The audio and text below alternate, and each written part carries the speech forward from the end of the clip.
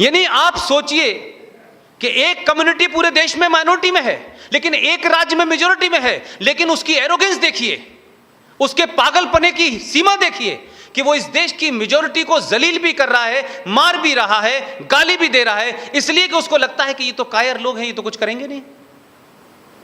इसलिए उसकी हिम्मत है कि जम्मू कश्मीर में उसने ऐसे ऐसे प्रोविजन कर दिए कि आपके साथ जम्मू कश्मीर का कोई लेना देना नहीं था। 5.5 लाख कश्मीरियों को मारने के बाद भी वो कहता था कश्मीरी हमारे भाई हैं। लिहाजा एक दिन यकायक लोगों को लगा कि भारत की फौज भेजी गई है, वहां कुछ आतंकवादी हमला होने वाला है। तो आतंकवादी हमला तो हुआ, पता ही नहीं चला लोगों को, यह बिना बंदूक का था, और ऐसा हुआ कि सरेआम हुआ और पार्लियामेंट में हुआ। और जब हमला हो गया तो लोगों को पता, अरे यार ये तो यहां से होना था, वहां से नहीं होना था इस बार। तो आपका जब कन्विक्शन होता है और सत्ता में बैठने वालों को यह पता होता है कि समाज उनके हर दिन का हिसाब ले रहा है, और समाज यह चाहता है कि जो जिन चीजों को 70 साल से वो बर्दाश्त करते करते एक कुंठा का शिकार हो गया है, एक एहसास कमतरी का शिकार हो गया है, जब आप कोई फैसला लेते हैं तो उसकी प्रतिक्रिया पूरे देश में ऐसी होती है, लोगों को लगता है कि शायद उनको जो 15 लाख था उसकी पहली किश्त मिल गई है।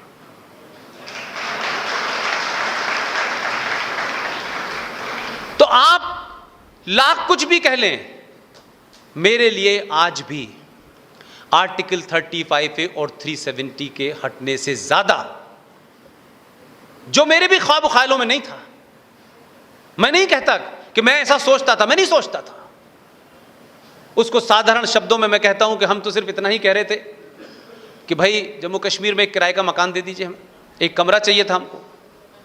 हमें नहीं पता था कि ये 5 तारीख को पूरा मकान ही हमारे नाम कर देंगे।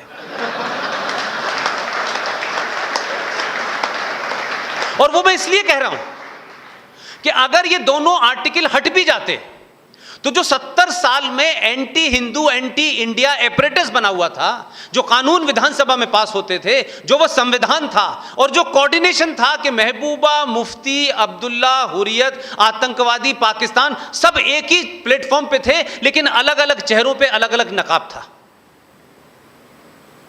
अगर दिल्ली बात हमारी नहीं सुन रही है, महबूबा की नहीं सुन रही है, अब्दुल्ला की नहीं सुन रही है, तो यकायक हवा दी जाती थी कि हुर्रियत शुरू हो जाता था, और हुर्रियत की नहीं सुनी जाती थी तो मूसा पैदा हो जाता था, दुजाना पैदा हो जाता था। उसने ये चैप्टर ही क्लोज कर दिया, और वो चैप्टर सिर्फ इतना ही है मेरे लिए। ज्यादा संतुष्टि की बात है, ज्यादा उस पस मंजर में देखता हूं कि अगर मैं 1000 साल आगे के आने वाले भारत को देखूं तो ये जो फैसला है ये 370 और 35A से भी बड़ा है। आज जम्मू कश्मीर को यूनियन टेरिटरी घोषित करने से जम्मू कश्मीर राज्य की इंच इंच जमीन भारत सरकार के कब्जे में है।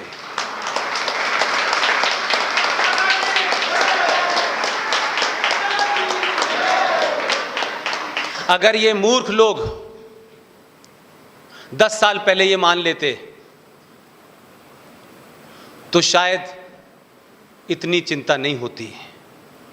चिंता का सबब यह है कि यूनियन टेरिटरी हो जाने के बाद जमीन और पुलिस होम मिनिस्ट्री के अंडर आती है,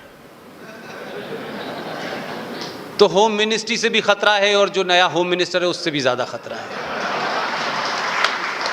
तो डर कहीं और है, बता कहीं और रहे हैं, चोट लगी कहीं और है, दर्द कहीं और हो रहा है।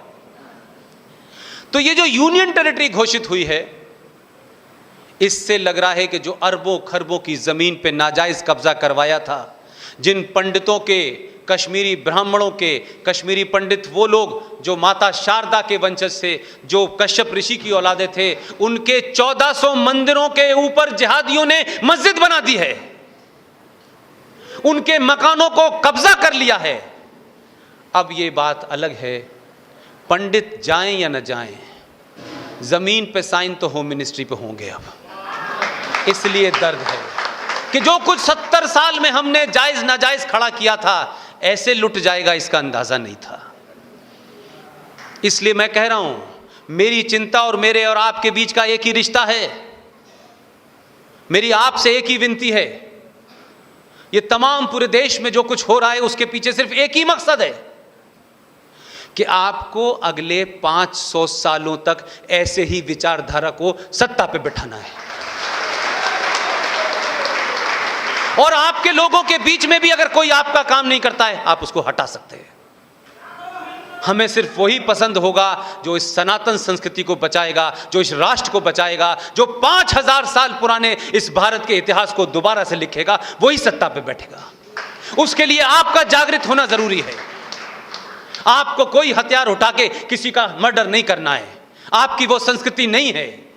सिर्फ इतना ही तो कहा है भाई कि सही जगह बटन दबाते रहिए। जितनी बार आप इस बटन को दबाएंगे उतनी जोर से यहां भी निकलेगा भारत माता की जय, उतनी जोर से चिल्लाएंगे। शपथ लेते वक्त कुछ मुनाफिकों ने, मक्कारों ने ये जरूर कोशिश की। मेरा सवाल उनसे है, अगर इस सभा में कोई मुसलमान बैठा हो तो जरा जाके उनसे पूछिए, जो इस्लाम के अलमबरदार हैं, ठेकेदार हैं, जब शपथ ले रहे थे आपके यहाँ का मुनाफिक छोटे भाई का पजामा बड़े भाई का कुर्ता पहने, तो अपनी शपथ में उसने कहा जय भीम और जय मीम। इस्लाम में किसी शख्स के बारे में जयकार करना हराम है। पूछना उससे। हिंदुओं की बड़ी फैमिली को छोटा करने के लिए, हिंदुओं को बांटने के लिए, दलित के नाम पे सिर्फ उनका एक इस्तेमाल करने के लिए जय भीम का नारा तो लगाया है। अगर मर्द हो तो किसी मस्जिद में खड़े होकर कहना जय भीम, मुसलमान तुम्हारे टुकड़े कर देंगे।